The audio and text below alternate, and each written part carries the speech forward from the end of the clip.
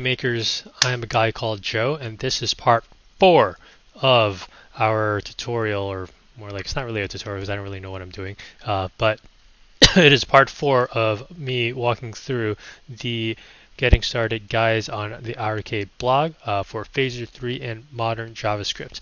As I've said in the previous videos, this is my second time working with Phaser. I do have some JavaScript experience, but with Phaser, this is only my second time, so thought it'd be nice to make a video of me going through this tutorial, just like how a lot of you would be if you're new to Phaser and just learning how to use it to make your games and bring your creativity to life. So in the last part, we successfully completed adding colliders, or I guess physics, to our character and the platform so that the character wouldn't fall through the platforms, and instead you can actually land on top of it and interact with it. We also added in keyboard commands so that as you use the left and right and up buttons on your keyboard, you would move the character on the screen. We also set the different animations for it so that as you turned, the character would use the first couple of frames within the sprite sheet. Same thing goes for the right. So in today's tutorial, not really sure. I haven't read through this yet. This is the first time I'm going to be reading through it. So let's dive right in. First part, creating stars. Okay. So creating stars. So we've already seen the stars from before. We'll probably just add it again. Okay, so try method, we're going to create a global variable up top here. Star key. Okay, now we're going to update where we had star originally with star key instead. Star key. Next up, we're going to create a variable for stars, and then this dot create stars.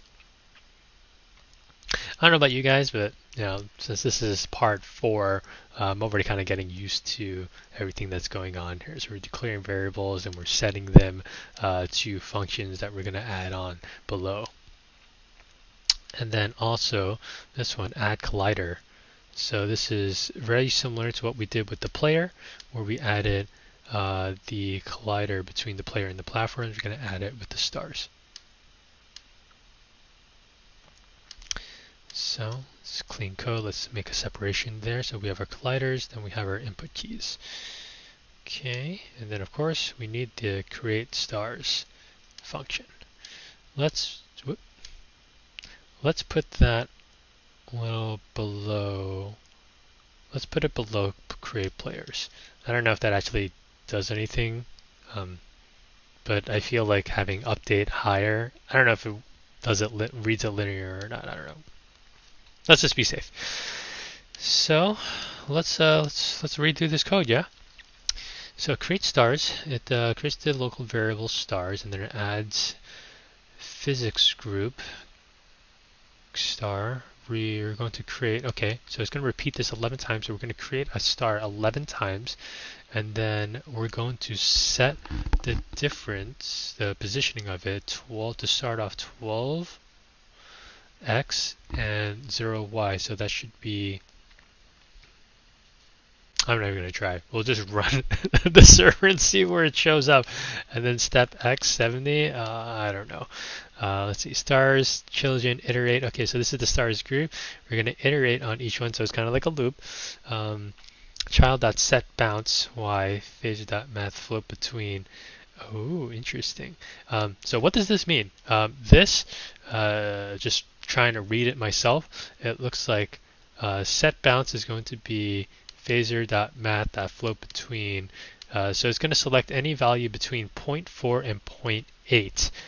So for every single time for all 11 stars, it's going to set a different value. So it's should be kind of nice where we're going to see the stars going to have different bounce rates, and it should create more of a realistic or fun environment. And of course, we are returning stars. So let's see, back to previous parts. The constant star key. Okay, yeah, we talked about that. Actually, 12 stars are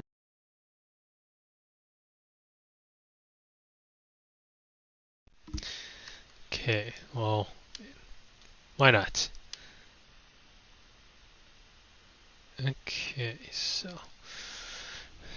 group stars populated. Why are there 12 stars instead of 11? Because I totally read that as 11.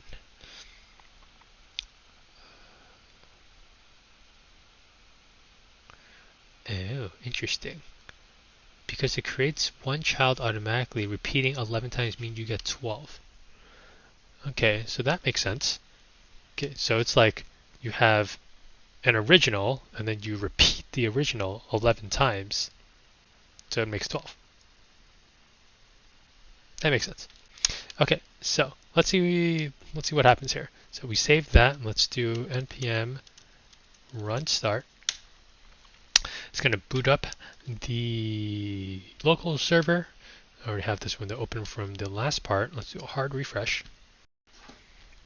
So what do we expect to see here? We expect the player should still be able to interact with the platforms. We should be able to move the character, and we should see 12 stars, all of which should have slightly different bounce rates to them. Let's see if that's what we get. Okay, boom. Oh, look at that. Different bounces. They all drop down. The stars all interact with the environment. So that position that we set over here, where it was x12, y0. So I guess it's, so remember, images, they do the center of the object, so I'm assuming that the stars themselves are probably 24 wide. So you do 12, that means that the star will start off right at the edge, and then it was y0, so y is up there, so x and y, the starting point is up at the top left corner. I remember reading about that, but here we see it in action, so that's good. Can we move our character though? We can. Okay. But the character does not interact with the stars. Is that expected? I think it is. Let's take a look at our code again. So that was up here. So when we set the collider, we set stars and platforms. Okay, that makes sense. So that means the character will not interact with the stars, but the platforms and the stars will interact with each other. Perfect. Okay, what is the next part here?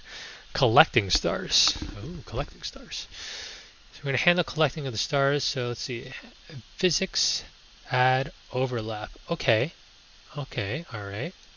So this is basically, let's put it in here and then we'll go through the code.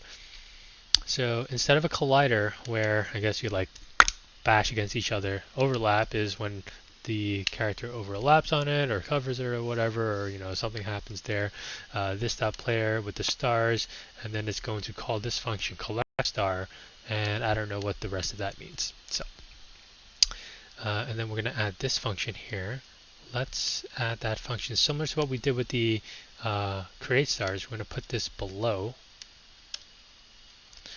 So this is collect star, player, and star are the parameters. So what this means is just that this function collect star will accept two arguments or two parameters in it that it can use to do things. So this is taking the star and it's going to disable the body, and then what these parameters are, I have no clue. That's okay. Maybe I'll say it in here. The collect star and third parameter. Okay. Last parameter line is this. It specifies scope from which the collect star method is called. Interesting. JavaScript scopes. Let us know in the comments below if you'd like to dive deeper. I would. I don't know. But if you guys do, put it in the comments. We'll have Super Tommy give us a full deep dive onto it because I know I can't do it. So, in the collect star player star method, disable the physics body. Okay, so we're like hiding the star after the player overlaps it. Disable body tells the player to disable and hide the game object. Okay, so there's documentation on PhotoStorm, GitHub over here. Sure, why not? Let's open it up.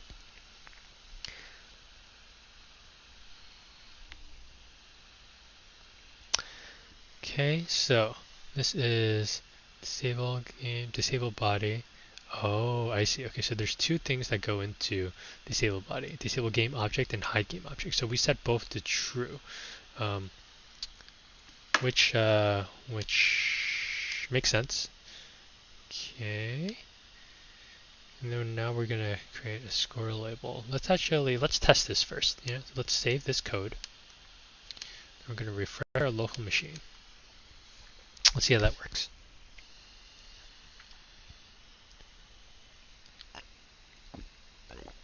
Okay. All right. So everything looks as to be expected. Stars are bouncing at different rates. Now, when our player moves across this star, it should disappear. Oh, look at that. Oh, look at that. Nice. It's like we're actually making a game here, guys. It's great. So, next step. Create a score label. Oh boy, okay.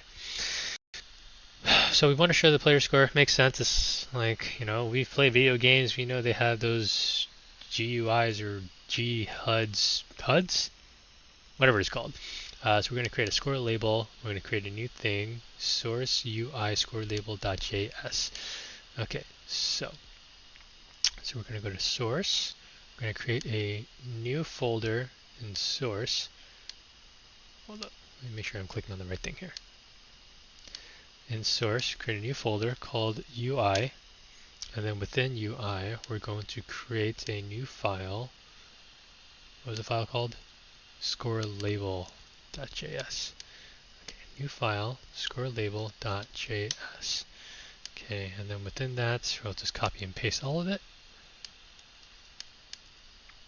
And let's see what it says.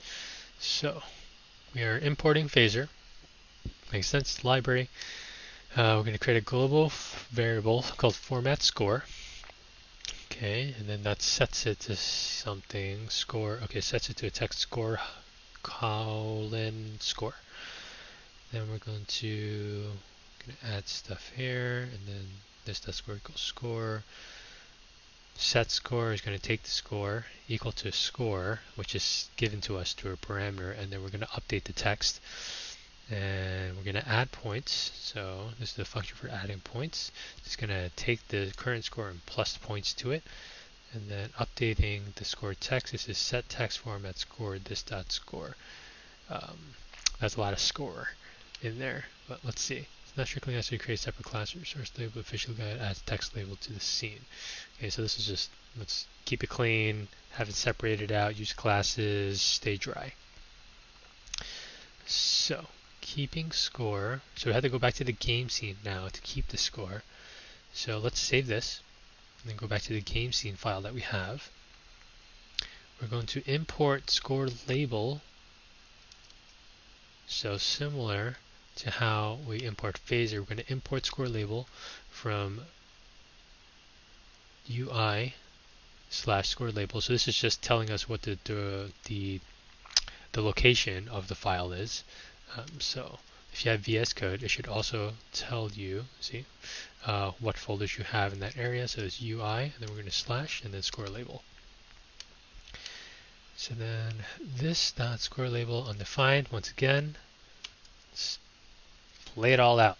Easy to tell exactly what's in your file. Then we have score label. We're going to create this in the create file. We're going to put it underneath stars.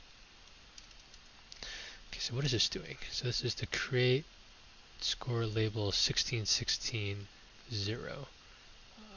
So what does that do? Does that do anything here? No.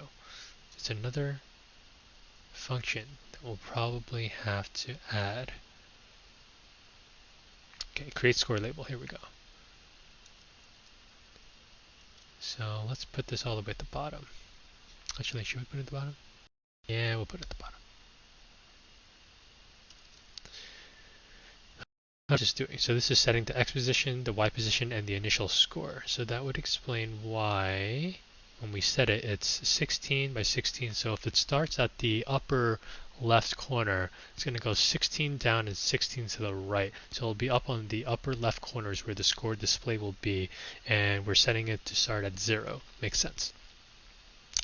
Okay, there's something that we skipped over here before. This is adding to the collect star function. This dot score label add 10. Okay, so what does this mean? This means that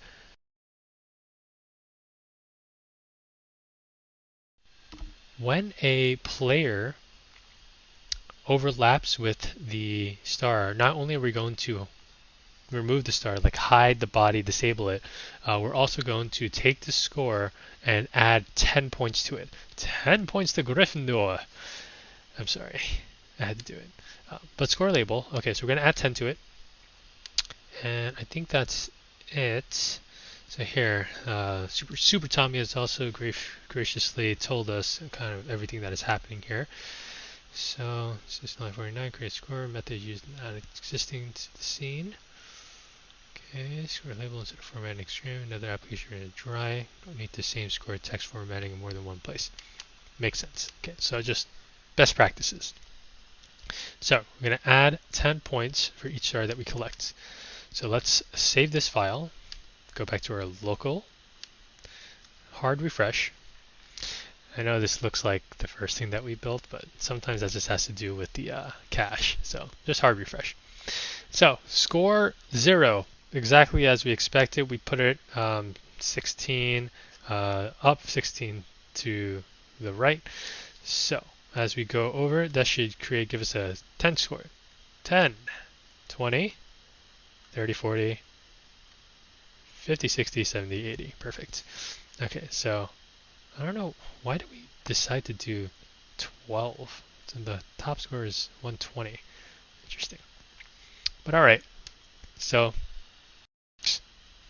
it's exactly as we expected. That is it for this part. We have one more part left, which is part 5. 1, 2, 3, 4, 5. I don't know what's going to be in it. Seems like we have a lot on what a game could be already. We're collecting stars. We can move our character. Our character jumps. There's different physics for each star as well as our character. We have a score tracker, different platforms. We'll see what the next part is going to include. But we've done a lot already. If you have any questions, please leave comments below. Don't forget to subscribe, hit the bell, do whatever people do on YouTube.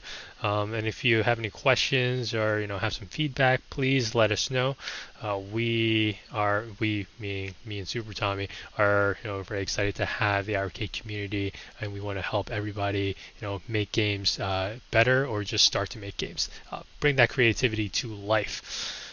But it's been a pleasure. I will see you in the next and final video for this series.